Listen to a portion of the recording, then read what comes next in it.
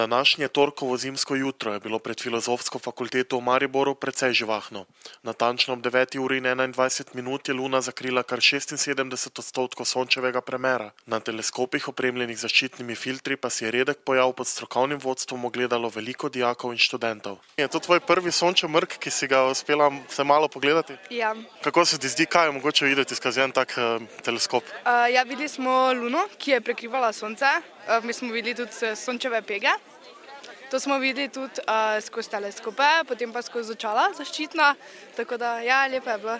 Bi odpotovala mogoče tudi kam v daljne kraje, mogoče v kakšne višje, da bi še boljše videla, ali toliko posebno pa spet ni? Ja, mogoče pa bi, ja.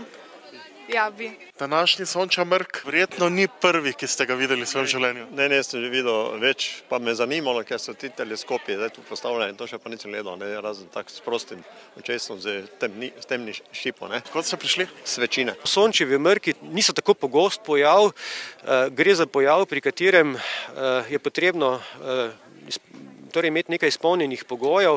Prvič ta, da se Luna nahaja v fazi mlaja, se pravi, da se nahaja točno med Soncem in pa Zemljo.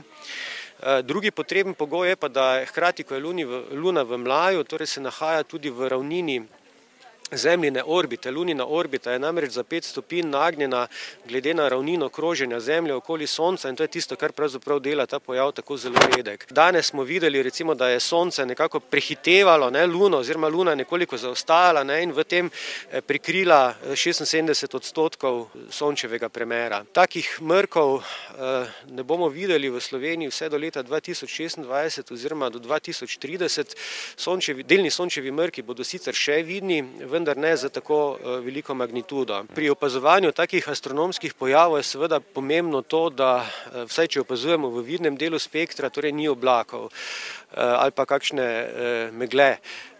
Danes smo imeli v Mariboru izjemno srečo, torej nebo je popolnoma jasno, ko pa opazujemo po noči, je pa seveda veliko takih meteoroloških parametrov, ki vplivajo torej na kakovost opazovanja. Mi vemo torej, da svetloba pri prehodu skozi atmosfero seveda oslabi in tako zaradi tega tisti šibkejši objekti mogoče niso tako lepo vidni ali pa sploh niso vidni. Drug problem, ki je čedalje bolj pereč in ki nas astronome seveda čedalje bolj muči, je pa seveda svetlobno onesnaževanje, ki se pojavlja ne samo v urbanih območjih, pač pa tudi izven teh območij, torej tudi v naravnih območjih, tudi na Pohorju pravzaprav imamo čedalje manj možnosti ali pa čedalje slabše možnosti za taka kakovostna opazovanja, kot smo jih imeli recimo pred kakimi 15 ali 20 leti. In še nasvet strokovnjaka za vse, ki bi želeli vstopiti v svet astronomije. Logičen korak je tak, da se najprej naučimo o zvezdah s prostimi očmi, nadaljujemo potem potepanje po nočnem nebu z daljnogledom in šele potem se nekako odločimo torej za nakup teleskopa.